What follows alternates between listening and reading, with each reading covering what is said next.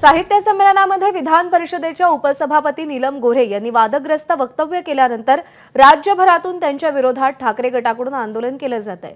काल रात्री उशिरा नीलम गोऱ्हे मुंबईमध्ये दाखल झाल्या असून त्यांच्या सरकारी निवासस्थानी कायदा आणि सुव्यवस्थेचा प्रश्न निर्माण होऊ नये यासाठी पोलीस बंदोबस्त वाढवण्यात आलाय। कारण नीलम गोऱ्हे यांच्या बंगल्याच्या शेजारीच उद्धव बाळासाहेब ठाकरे यांच्या पक्षाचं महाराष्ट्र राज्य संपर्क कार्यालय शिवालय आहे। त्यामुळे सध्याची परिस्थिती पाहता वाद होण्याची शक्यता नाकारता येत नाही आणि त्यामुळेच पोलिसांनी या ठिकाणी बंदोबस्त वाढवलाय। याचा आढावा आमच्या प्रतिनिधींनी घेतलाय, पाहूया। विधान परिषदेच्या उपसभापती नीलम गोऱ्हे यांच्या वादग्रस्त वक्तव्यानंतर आता राज्यभरात त्यांच्या विरोधात आंदोलन होत आहेत। यासोबतच त्यांच्यावर प्रचंड टीका देखील होते आहे। नुकत्याच नीलम गोऱ्हे ह्या मुंबईमध्ये दाखल झाल्यात आणि त्यानंतर त्या मुंबईतल्या आपल्या सरकारी निवासस्थानी असल्याची माहिती मिळते।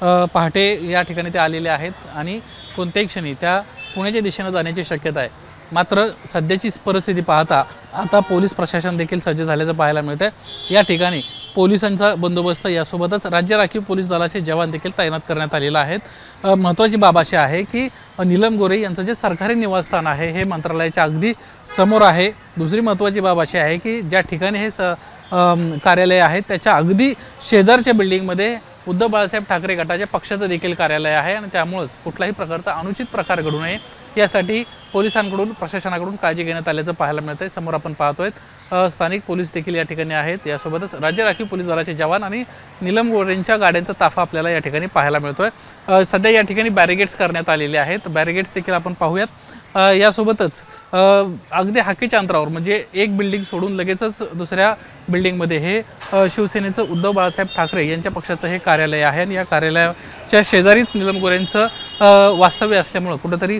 अनुचित प्रकार घडण्याची शक्यता नाकारता येत नाहीये। कदाचित कार्यकर्ते आक्रमक झाले, आंदोलन घडलं तर कुठल्याही प्रकारची अडचण निर्माण होऊ नये, तत्काळ या सर्वांना थांबवावं यासाठी पोलिसांकडून ही खबरदारी घेण्यात आल्याचं आपल्याला पाहायला मिळतंय।